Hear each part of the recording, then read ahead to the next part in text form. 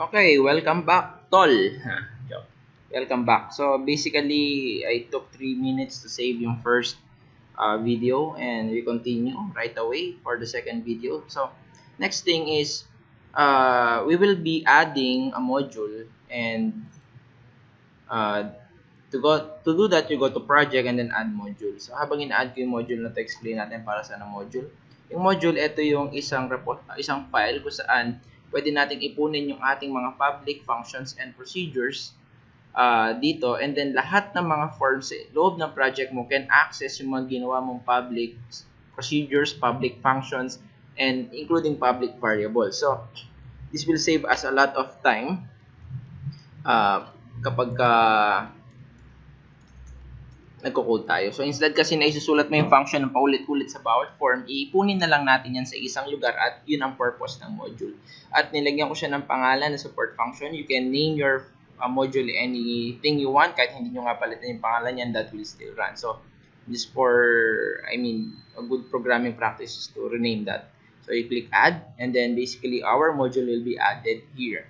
Next is, before you can connect from Visual Basic papunta sa isang database, you need to create an object or a connection object. So typically, Visual Basic is not directly connected sa isang database. So the first step para magawa mo ang para makapag-fetch ka at makapag-record ka ng data sa iyong database, first is to establish connection.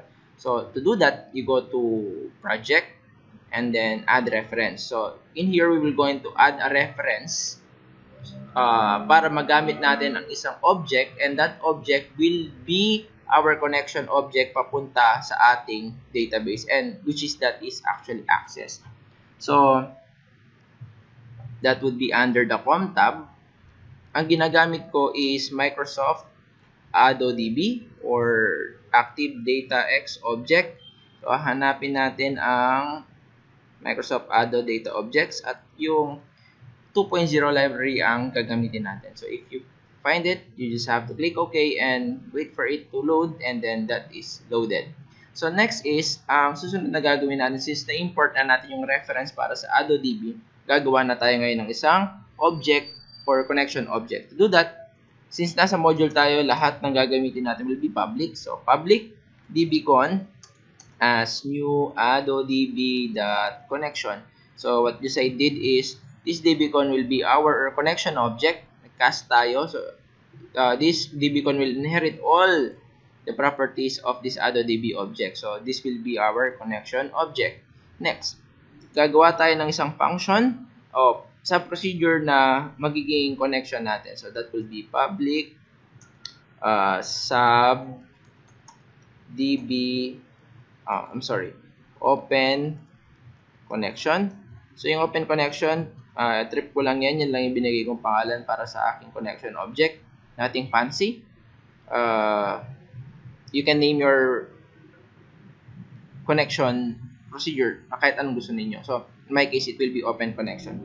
Next is, gagamit ako ng with, and then with function, and then gagamitin ko yung dbcon. So sa mga hindi nakakalam po anong ibig sabihin ng with, yung with function is a very handy function na embedded sa Visual Basic na kapag ginamit mo ang with function, every now and then press mo yung dot, it will going to display the property of that object. So basically, para mo sinabing bawat period meron na nakadikit na dbcon dito, that's the essence of the with. Lahat ng nasa loob niyan, automatic nandun na yung word na dbcon. So para hindi ka na paulit-ulit na nagtatype ng dbcon, dot.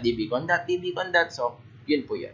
Next is, we will going to establish a connection, but first we have to ask or to test whether yung bang connection ay nakabukas na or naka-close. It will be a problem kapag kasi nakabukas yung connection mo and then bubuksan mo siya ulit.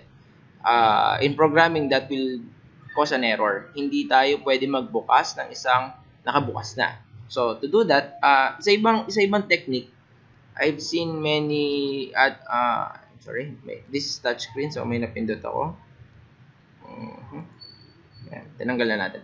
So basically, what I'm saying is, yung ibang technique na makikita nyo sa internet, when they open, they close. When they open, they close. So ako, nag-improvise ako ng isang procedure. I did not say na eto ang tama, eto ang pinakamaganda.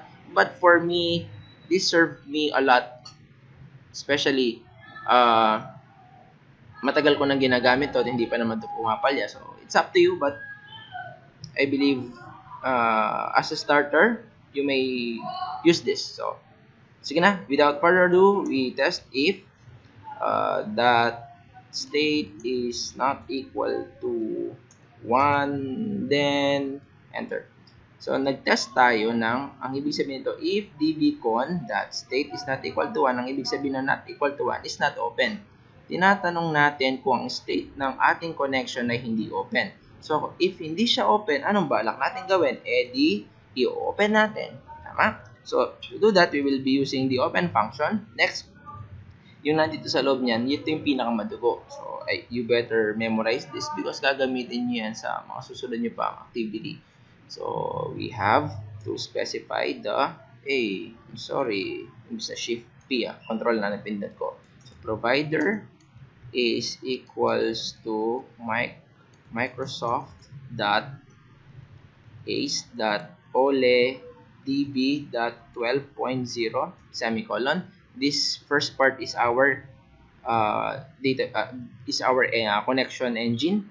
Next is we have to specify the data source. So data source is equal to, and then kung maalala nyo kanina, pinasok natin yung ating database sa loob ng ating sa loob ng enrollment system being /x86/debug.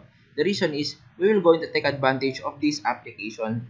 Yung application na ito yung na-compile na program ng dine-develop natin. So when you run the form, it will going to create exe, and that application will run. Ito na yon yung kanina.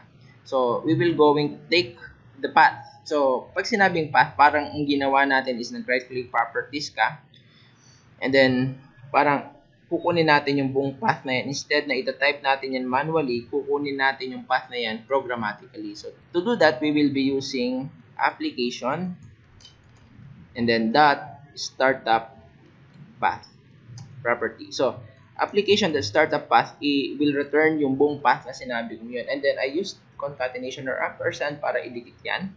Next, I'll be using backslash. And then, you just have to specify the name of your database. So, that would be enrollmentdb.accdb. And then, semicolon. Next is the mode. And then, equals, tapos read, and then write. We will going to have two modes for now. There are other parameters na dapat isulat dito, pero this is the basic. Ito muna ang gagamitin natin sa ngayon. So, huwag nyo muna intindihin yung iba. Importante yung magpo-connect to. So, paano natin malalaman kung successful ang connection? Logically, if we open a file, it will going to create a temporary file with this parang icon na lock. Ibig sabihin is naka-open yung file.